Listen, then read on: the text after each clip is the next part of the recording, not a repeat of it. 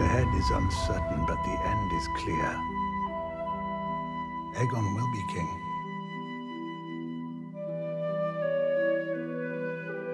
On se retrouve pour l'analyse du trailer de l'épisode 3 de House of the Dragon, qui va se nommer Second of His Name, qu'on va traduire grossièrement par deuxième de son nom, quoi.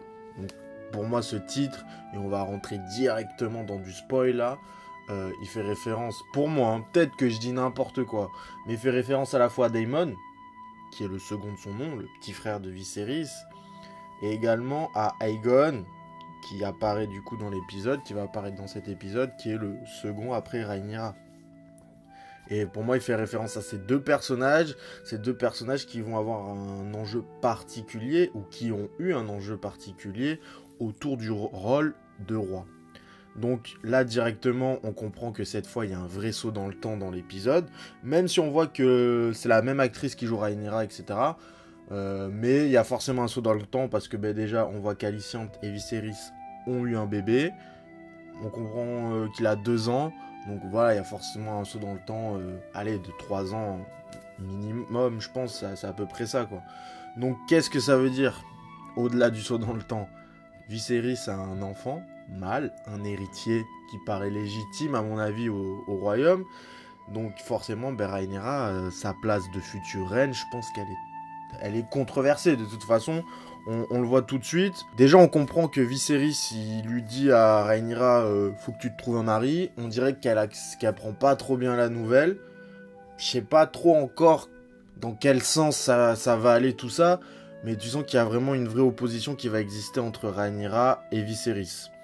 Et puis surtout, le trailer il commence comment? Avec Otto qui dit clairement à sa fille Alicente que Aegon finira par être roi. Donc son petit-fils à lui, le fils de Viserys et Alicente, finira par être roi. Donc clairement, Rhaenyra, elle est plus trop dans les projets de Otto. Et je pense que la majorité des gens du conseil restreint sont favorables à ça, quoi qu'il arrive. Et je pense que ça va devenir compliqué pour elle.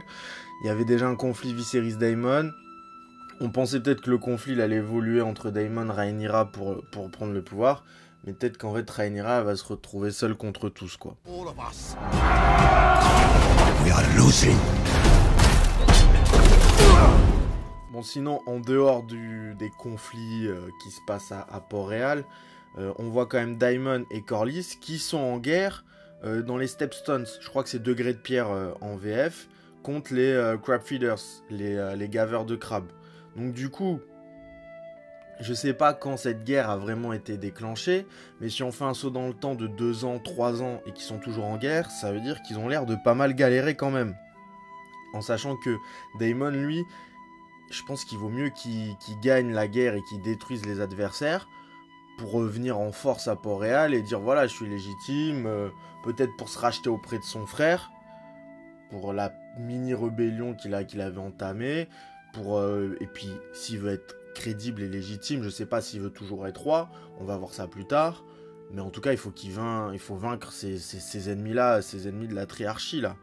Et du coup il y aura un parallèle intéressant entre, je pense, Daemon et Kragas Drahar, qui est le chef un peu de cette triarchie, de ces trois cités qui se sont réunies. Donc on avait vu déjà à la fin de l'épisode 2, il y avait ce petit montage parallèle, le visage de Daemon et le visage de Kragas d'un côté.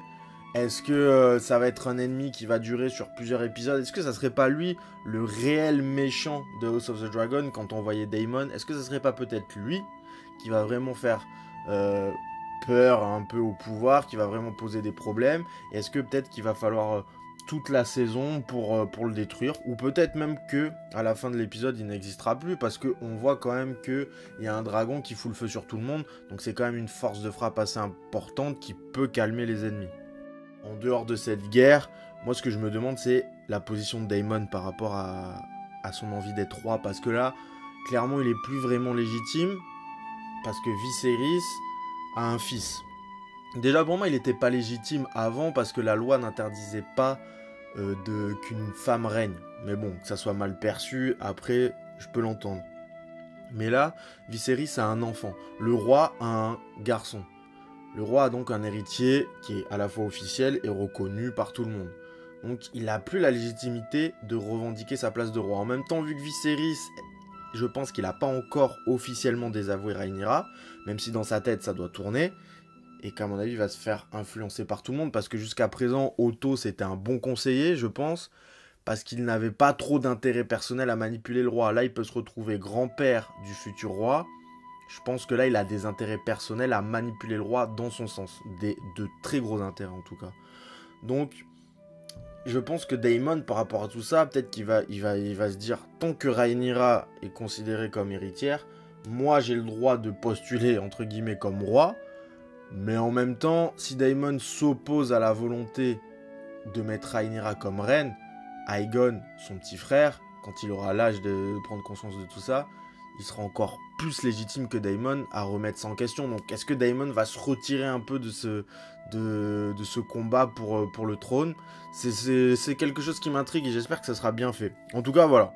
On voit quand même qu'en dehors de ce vrai conflit qu'il va avoir dans les Strepstones, il y a toujours cette guerre politique qui est présente à Port-Réal et qui va monter en intensité et qui à mon avis va avoir un impact très important par la suite. De toute façon, on sait que ça va être, pour moi, ça va être l'essence et le cœur de cette série, les jeux politiques comme ça a pu l'être pour Game of Thrones.